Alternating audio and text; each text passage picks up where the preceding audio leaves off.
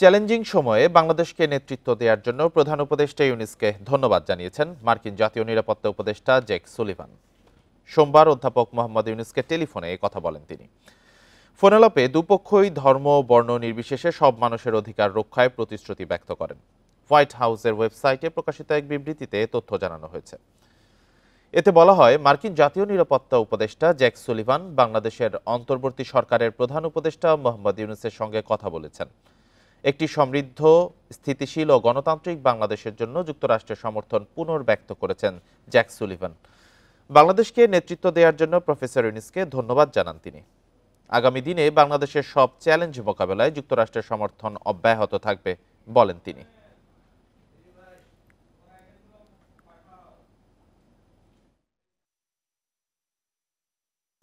সকাল ৬টায় খুলনা থেকে ঢাকার উদ্দেশ্যে ছেড়ে গেছে জাহানাবাদ এক্সপ্রেস।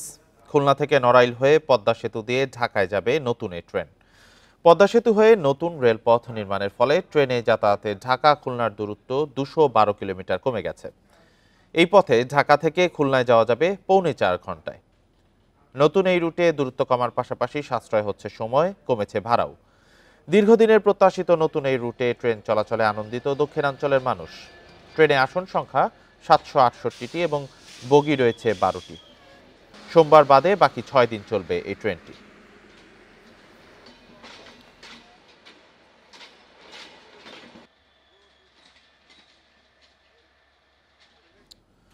আগামী নির্বাচনে ইলেকট্রনিক ভোটিং মেশিন ইভিএম ব্যবহার থাকবে না বলে জানিয়েছেন নির্বাচন সংস্কার কমিশনের প্রধান বদিউল আলম মজুমদার। একই সঙ্গে অতীতে যারা নির্বাচনী অপরাধ করেছেন তাদের শাস্তির মুখোমুখি করার উচিত বলে মন্তব্য করেন তিনি।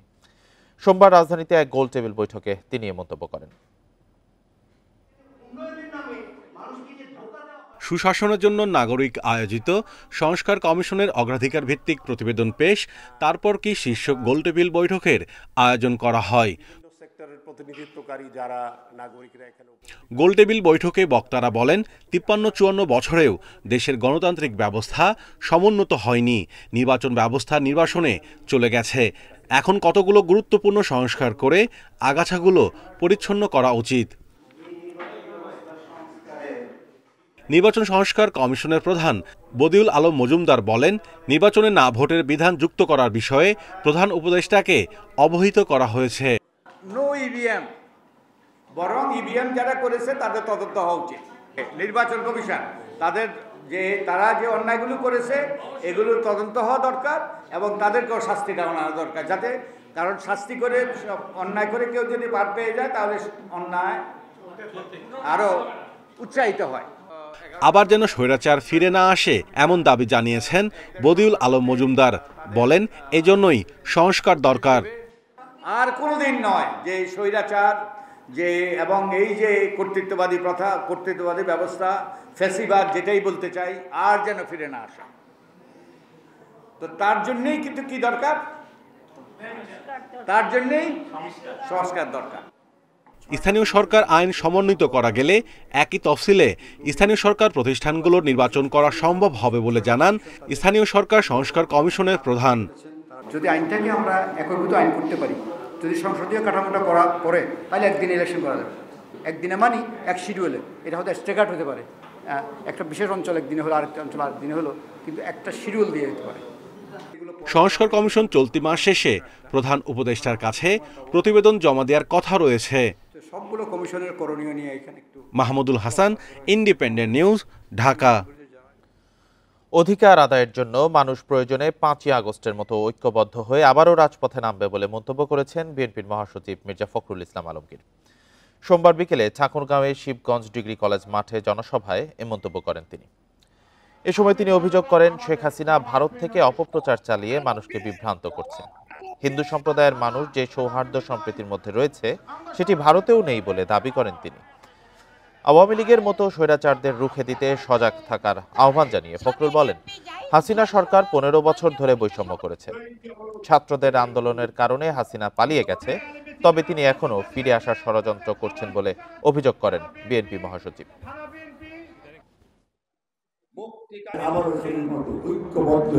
রাস্তায় নামতে হবে অধিকার আদায়ের জন্য, ভোটের অধিকার আদায়ের জন্য, ভাতের অধিকার টানার জন্য, এবং ন্যায় বিচার পাওয়ার জন্য, সামাজিক মর্যাদা পাওয়ার জন্য। শেখ হাসিনা স্বাধীনতার চেতনার কথা বলে বাংলাদেশকে অন্য দেশের কাছে ইজারা দিয়েছিল বলে অভিযোগ করেছেন জামাত ইসলামের আমির ডাক্তার শফিকুর রহমান। সোমবার রাতে রংপুরের পাগলাপীর বাজারে আয়োজিত সভায় মন্তব্য করেন তিনি। বলেন, আওয়ামী লীগ সরকার শাসনের নামে দেশকে শ্মশানে পরিণত করেছে। যারা একসময় সংখ্যালঘুদের জায়গা জমি ছিনিয়ে নিয়েছিল তারাই এখন সংখ্যালঘু অত্যাচারের অপপ্রচার চালাচ্ছে বলে দাবি তার। আওয়ামী লীগ ছাড়াও মঈনুদ্দিন ফখরুদ্দিন সরকার জামাত নেতাকর্মীদের নির্যাতন করেছে বলে অভিযোগ করেন দলটির আমির।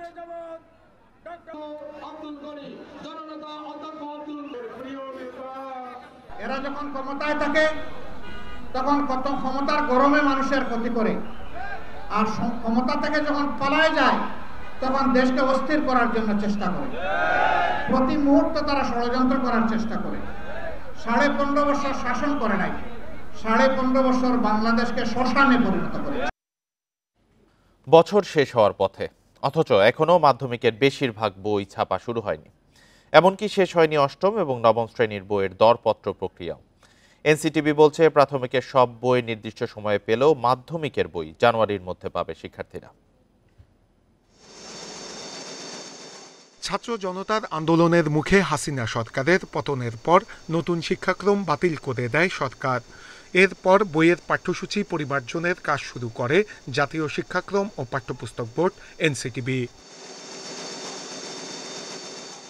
চলতি বছর প্রথম থেকে দশম শ্রেণী পর্যন্ত 40 কোটি নতুন বই ছাপাচ্ছে সরকার। এনসিটিবির তথ্য অনুযায়ী প্রথম থেকে তৃতীয় শ্রেণী পর্যন্ত বই ছাপানো শেষ করে সারা দেশে পৌঁছানো হয়েছে, কিন্তু চতুর্থ এবং পঞ্চম শ্রেণীর বই ছাপানো এখনও শেষ হয়নি। এদিকে মাধ্যমিকের বেশিরভাগ বই ছাপানোর কাজ এখনও শুরু হয়নি। ষষ্ঠ এবং সপ্তম শ্রেণীর বই ছাপানো কিছুটা শুরু হলেও অষ্টম এবং নবম শ্রেণীর দরপত্রের চুক্তি শেষ হয়নি। তার উপর চাহিদা অনুযায়ী কাগজও পাওয়া যাচ্ছে না বলে অভিযোগ ব্যবসায়ীদের। যে মানের কাগজ এবার নেওয়া হচ্ছে, এটা উৎপাদন বা এই প্রক্রিয়ার সাথে মাত্র 5টা কাগজ মিল জড়িত আছে। ওনারা উৎপাদন করছে রেগুলার রেশনিং আকার দিকে। 5টা কাগজের উৎপাদিত কাগজ আমাদের সবার জন্য এনাফ না। শিক্ষা গবেষকরা বলছেন, এনসিটিবির কাজের গতি কম বলেই বই ছাপানোতে দেরি হচ্ছে। অর্থাৎ আমরা মনোযোগটা দেইনি, আমরা আগ্রহটা এখানে দেখাইনি। সবচেয়ে গুরুত্বপূর্ণ যে জায়গাটা সেটা হচ্ছে যে প্রায়োরিটির জায়গা তো আছেই, এর পাশাপাশি যাদেরকে দিলে দায়িত্বটা দিলে এই কাজটা যথাযথভাবে হতো, দক্ষতার সাথে দৃঢ়তার সাথে কাজটা হতো। আমি মনে করি যোগ্য হাতে কাজটা পড়েনি। এনসিটিবি বলছে, বছরের প্রথম দিন প্রাথমিকের সব বই পাবে শিক্ষার্থীরা, আর মাধ্যমিকের শিক্ষার্থীদের 3টি বিষয়ের বই দেওয়ার চেষ্টা চলছে। 31শে ডিসেম্বরের মধ্যে প্রথম থেকে পঞ্চম শ্রেণীর বইগুলো আমরা শিক্ষার্থীদেরকে দেওয়ার উদ্যোগ নিয়েছি। আশা করি এটা জানুয়ারির 1 তারিখের মধ্যে শিক্ষার্থীরা পাবে। অন্যদিকে বাংলা, ইংরেজি, গণিতের 3টি বই ষষ্ঠ থেকে দশম শ্রেণী পর্যন্ত আমরা দেওয়ার ব্যবস্থা করেছি। এবার কেন্দ্রীয়ভাবে কোনো বই উৎসব হবে না, তবে স্কুলের শিক্ষকরা শিক্ষার্থীদের হাতে নতুন বই তুলে দেবেন। নূরে আলম, ইন্ডিপেন্ডেন্ট নিউজ, ঢাকা। বড়দিন উদযাপনে প্রস্তুত দেশের খ্রিস্টান ধর্মাবলম্বীরা। এরই মধ্যে গির্জা, ঘরবাড়ি, পাড়া মহল্লা সাজানো হয়েছে বর্ণিল সাজে। উৎসব নির্বিঘ্ন করতে বিশেষ ব্যবস্থা নেওয়ার কথা জানিয়েছে আইন শৃঙ্খলা বাহিনী। বরিশাল নগরীর 14টি কলোনির 6টি গির্জায় বড়দিনের অনুষ্ঠান পালিত হবে। কদিন আগে থেকেই খ্রিস্টান পল্লীতে বিরাজ করছে সাজ রব। শেষ মুহূর্তে চলছে আলোকসজ্জা, আলপনা সহ নানা কারুকাজ। Catholic church, Baptist, church of Bangladesh, Oxford, fellowship church, প্রত্যেকটা চার্চই তার নিজস্ব আঙ্গিকে তারা বিভিন্নভাবে আয়োজন করেছেন। বর্ণিলভাবে সাজানো হয়েছে উত্তরাঞ্চলের বিলাসবহুল হোটেল মমইনকে। রাজশাহীতে সবগুলো গির্জাতে সাজসজ্জা, প্রতীকী গোশালা বসানো হয়েছে। শুভ বড়দিনের তাৎপর্য হচ্ছে আমাদের নিজেকে বড় করা, অন্যকে বড় করা, মন, আত্মায় এবং অন্তরে যেন আমরা সবাই বড় মানুষ হতে পারি এবং সেই বড় মানুষের অন্তরে যেন সবাইকে স্থান দিতে পারি। বড়দিন উপলক্ষে ঢাকার নবাবগঞ্জে গির্জা, ঘরবাড়ি, ক্লাবকে সাজানো হয়েছে বর্ণিল করে। খুলনার 161টি গির্জায় উৎসব উদযাপনের প্রস্তুতি প্রায় শেষ পর্যায়ে। লাইটিং সব প্রস্তুতি আছে, লাইটিং, আলপনা যা কিছু সব প্রস্তুতি আছে। আমাকে কালকে বড়দিন করব। আমাদের বড়দিনের প্রস্তুতি মোটামুটি অনেক ভালো, এখন আমাদের কাজ অনেকটা কমপ্লিট। পাবনায় গির্জাসহ ঘরবাড়িতে আলোকসজ্জা, ক্রিসমাস ট্রি সাজাতে ব্যস্ত সময় পার করছেন খ্রিস্টান সম্প্রদায়ের মানুষ। মেহেরপুরে উৎসব নির্বিঘ্ন করতে নেওয়া হয়েছে সব ধরনের প্রস্তুতি। গির্জায় যে কমিটি রয়েছে তাদের সাথে মিটিং করেছি, তাদের স্বেচ্ছাসেবক থাকবে ওখানে। আপনার প্রত্যেকটা গির্জাতে আমরা সিসি ক্যামেরার ব্যবস্থা করেছি কমিটির সাথে কথা বলে, এবং আমাদের নিয়মিত টহল পার্টি থাকবে। এছাড়া মাগুরা, গাজীপুর, মৌলভীবাজারে বড়দিন ঘিরে ক্রিসমাস ট্রি, জিঞ্জারব্রেড হাউস সহ রঙিন কাগজ, জরি ও ফুল দিয়ে সাজানো হয়েছে গির্জাগুলো। Sadekur Rahman Siddiqui, independent news. বড়দিনের প্রস্তুতি নিয়ে জানাতে মাগুরা থেকে যুক্ত হয়েছেন সহকর্মী হেলাল হোসেন। হেলাল, মাগুরায় কতগুলো গির্জায় বড়দিন উদযাপিত হতে যাচ্ছে এবং প্রস্তুতি কেমন দেখছেন?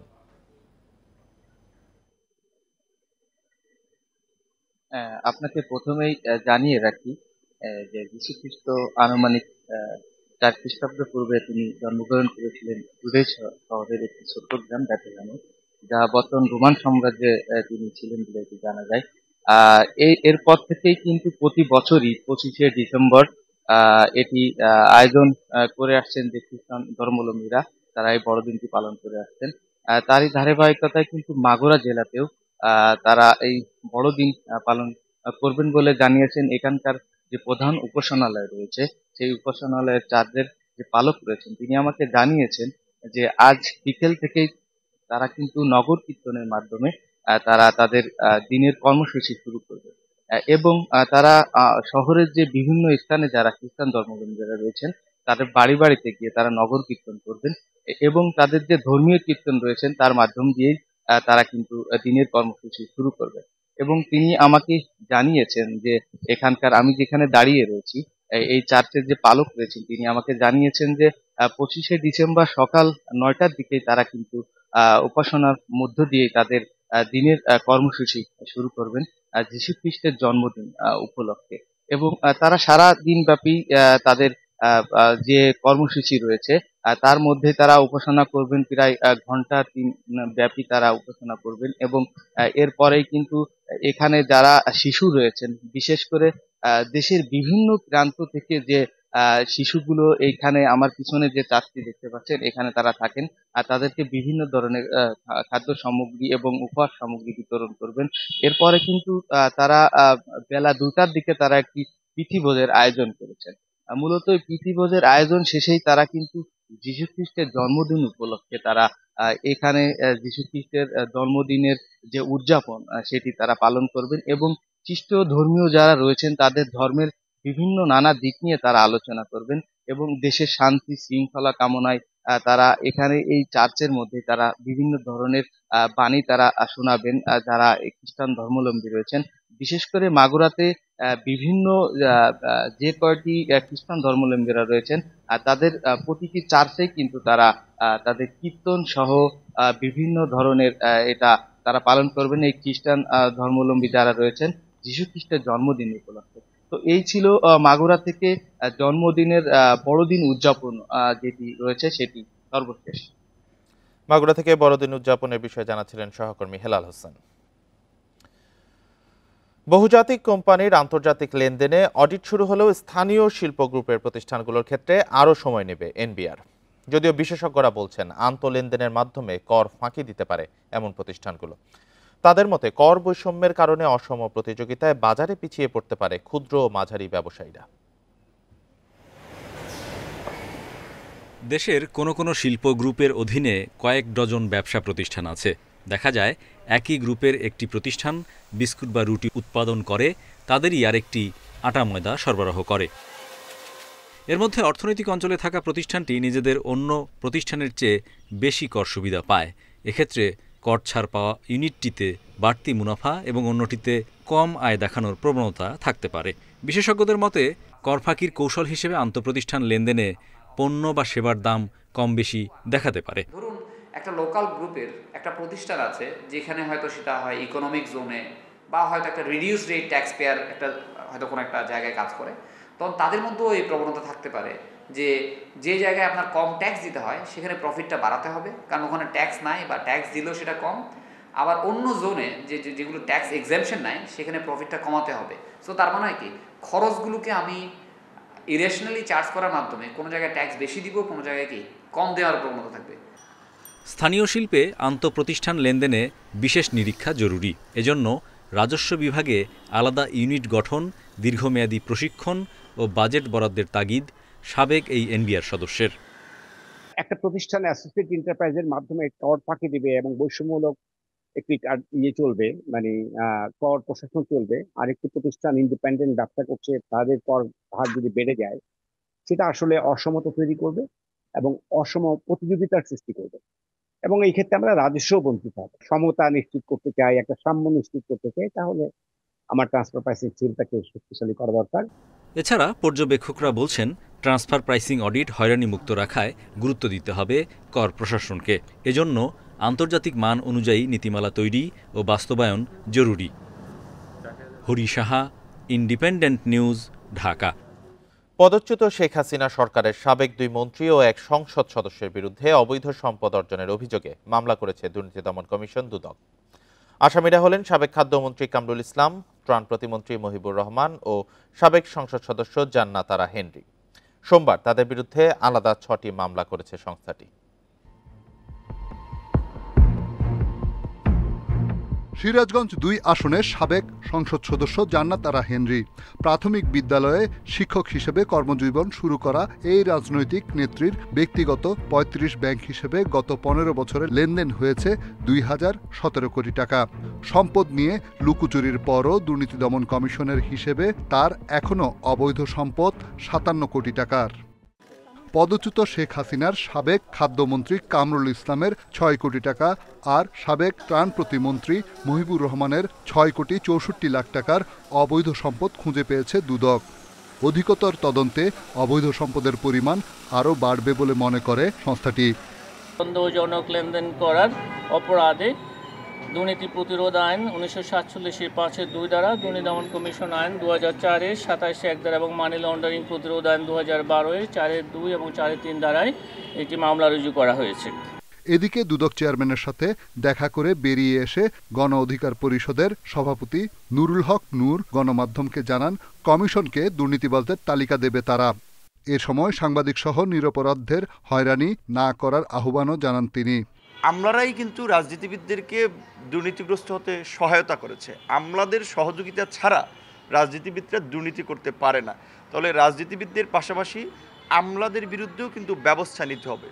ঢাকা দক্ষিণ সিটি কর্পোরেশনের সাবেক মেয়র সাইদ খোকন ও শিল্পকলা একাডেমির সাবেক মহাপরিচালক লিয়াকত আলী লাকি সহ 24 জনের বিদেশ যাত্রায় নিষেধাজ্ঞা দিয়েছে দুদক। রিশাদ হুদা, ইন্ডিপেন্ডেন্ট নিউজ, ঢাকা।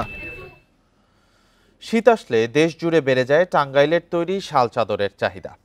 শাল চাদর তৈরিতে এই সময় ব্যস্ত সময় পার করেন এই শিল্পের সাথে জড়িত মালিক শ্রমিকরা। তবে উদ্বেগ বাড়ছে সুতার মূল্য বৃদ্ধি নিয়ে। অন্যদিকে পুঁজি স্বল্পতায় ভুগছেন এই পেশার সাথে জড়িতরা। তাই সরকারি সহায়তার দাবি করছেন ব্যবসায়ীরা। টাঙ্গাইলের সদর, বাসাইল ও দেলদুয়ারে তৈরি হচ্ছে বাহারি রঙের চাদর। রঙিন সুতোয় তৈরি আকর্ষণীয় ডিজাইনের এসব চাদর মন জয় করেছে নানা বয়সী মানুষের। চাহিদা বেশি থাকায় দম ফেলার সময় নেই কারিগরদের। পুরুষের পাশাপাশি নারী শ্রমিকরা চাদর তৈরি করে পরিবারের জন্য বাড়তি আয় করছেন। এতে তাদের সংসারে এসেছে সচ্ছলতা। তবে নিত্যপণ্যের ঊর্ধ্বমুখী বাজারে মজুরি বাড়ানোর দাবি জানিয়েছেন শ্রমিকরা। আমার মনে করেন সচ্ছল ঘুরাইছে, দুজন বাচ্চা লেখাপড়া করাইছি, মেয়ে বিয়ে দিয়ে দিচ্ছি। সারাদিন কাজ করি, 400-300 কাজ হয়, মজুরি বাড়ায় না। জিনিসপাতির দাম বাড়া, আমার দাম বাড়ে না। বছরে বোনাস দেয় 1000 টাকা। তাঁত মালিকেরা জানান, গত কয়েক বছর চাদরের বাজার বেশ মন্দা গেলেও এ বছর বিক্রি কিছুটা বাড়তি। তবে সুতা ও অন্যান্য উপকরণের মূল্য বৃদ্ধি পাওয়ায় কাঙ্ক্ষিত লাভ হচ্ছে না তাদের। আমাদের স্টকে থাকে মূলত 8-9 মাস চাদর স্টকে থাকে, এরপরে 2 মাস বিক্রি হয় শীতের সিজনে মূলত। আমাদের মূল প্রবলেমটা হচ্ছে কাপড় প্রোডাকশন দিতে গিয়ে আমাদের ক্যাশ ক্যাপিটালের ঘাটতি।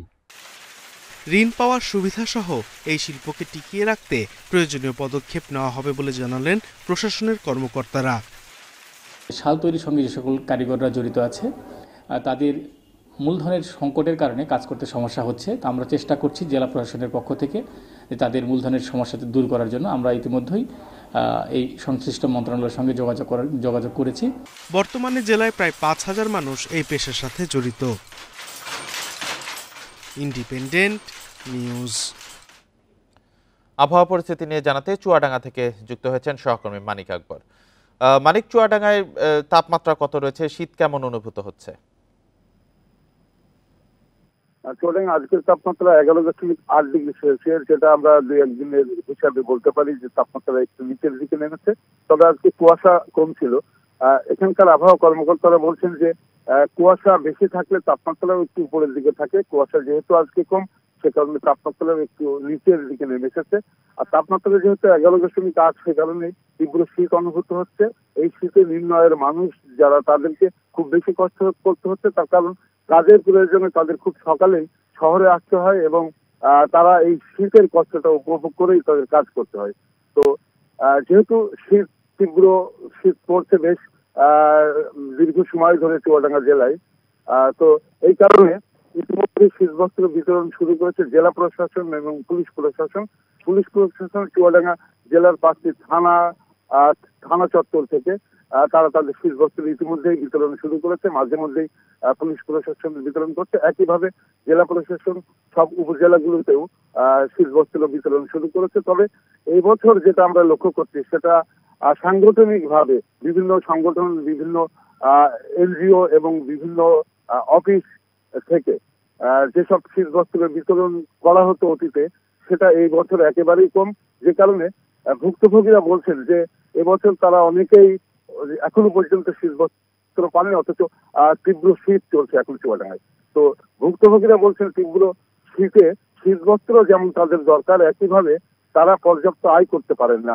একজন ধান চালক বলছিলেন যে তিনি শহরে আছেন ঠিকই, কিন্তু শীতের কারণে সকালের দিকে মানুষ কম থাকে, আবার সন্ধ্যা লাগার পরপরই মানুষের সংখ্যা কমে যায়, যে কারণে তারা পর্যাপ্ত যাত্রী পান না। তারা বলছেন যে যাত্রী যেহেতু পান না, তাদের আয় কমে গেছে। এই কারণে শীতবস্ত্রের পাশাপাশি তাদের আর্থিক কিংবা খাদ্যদ্রব্য সহায়তা দেওয়াও প্রয়োজন। তো এই অবস্থার ভেতরে আছে চুয়াডাঙ্গার মানুষ। আরেকটি বিষয় আছে, যেটা হলো কৃষি শ্রমিকরা, তারা মাঠে এই শীতে কাজ করতে পারছেন না। আর শীতের কারণে, তীব্র শীতের কারণে শীতজনিত রোগবালাই বেড়েছে। চুয়াডাঙ্গা থেকে শীত পরিস্থিতি নিয়ে জানাচ্ছিলেন সহকর্মী মানিক আকবর। বিভিন্ন অপরাধে 2 বছরে 400-র বেশি সদস্যকে শাস্তি দিয়েছে বরিশাল জেলা ও মহানগর পুলিশ। পরিবর্তিত প্রেক্ষাপটে সদস্যদের শৃঙ্খলাবোধ বাড়াতে আরও সতর্ক বাহিনীর কর্মকর্তারা। তারা বলছেন এখন আর নিয়ম ভেঙে কারো পার পাওয়ার সুযোগ নেই। নৈতিক স্খলন, দুর্নীতি, মাদক, নির্যাতন সহ নানা অপরাধে জড়িত থাকায় গত 2 বছরে 412 জন পুলিশ সদস্যকে শাস্তি দিয়েছে বরিশাল জেলা ও মেট্রোপলিটন পুলিশ। দণ্ডপ্রাপ্তদের মধ্যে 173 জন মেট্রোপলিটন পুলিশের সদস্য এবং 239 জন জেলা পুলিশের সদস্য। পরিপন্থী বা ইনডিসেন্ট কোনো কাজ করার জন্য তাহলে আমাদের কর্তৃপক্ষ লঘুদণ্ড বা গুরুদণ্ডের মধ্যে শাস্তির আওতায় না। এক সদস্য পেলে সবার ভিতরেই থাকে যে আমি করলেও তো এ ধরনের ঘটনা ঘটবে, আমার উপর এই প্রভাব পড়বে, যার কারণে একজন থেকে সবাই সতর্ক হয়। কর্মকর্তারা বলছেন অপরাধ করলে বিধিবিধান অনুযায়ী শাস্তি দেওয়া হচ্ছে। এতে নিশ্চিত হচ্ছে বাহিনীর সদস্যদের জবাবদিহি শৃঙ্খলা। প্রাথমিক ইনকোয়ারিতে যদি সেগুলো প্রমাণের কোনো সম্ভাবনা থাকে তাহলে বিভাগীয় মামলা হয়। বিভাগীয় মামলা যদি সে মিথ্যা প্রমাণিত হয় তাহলে তিনি খালাস পাবেন, আর যদি প্রমাণিত হয় তাহলে কোনো না কোনো গুরুদণ্ড তাকে পেতে হয়। বরিশাল মেট্রোপলিটন পুলিশ জানিয়েছে পুলিশ এখন নিয়ম ভেঙে পার পাওয়ার সুযোগ নেই। পরিবর্তিত প্রেক্ষাপটে পুলিশকে ঢেলে সাজাতে বিভাগীয় শাস্তির বিধান কার্যকর পদক্ষেপ। 2 বছরের মধ্যে যদি 2টা লঘুদণ্ড থাকে তারপরেও সে প্রমোশন পায় না। তো এখন যদি এটা মানে ওই ইফেক্টিভ না হতো তাহলে তো এতদিন পুলিশ ডিপার্টমেন্ট ধ্বংসই হয়ে যেত। বরিশালের শাস্তিপ্রাপ্ত পুলিশ সদস্যদের মধ্যে 193 জন সাব ইন্সপেক্টর, কনস্টেবল 101 জন। Independent news. আর এই ছিল এখনকার সংবাদে। ইন্ডিপেন্ডেন্ট টেলিভিশনের সব খবর আরো বিস্তারিত জানতে চোখ রাখুন ফেসবুক, ইউটিউব, এক্সে। ধন্যবাদ।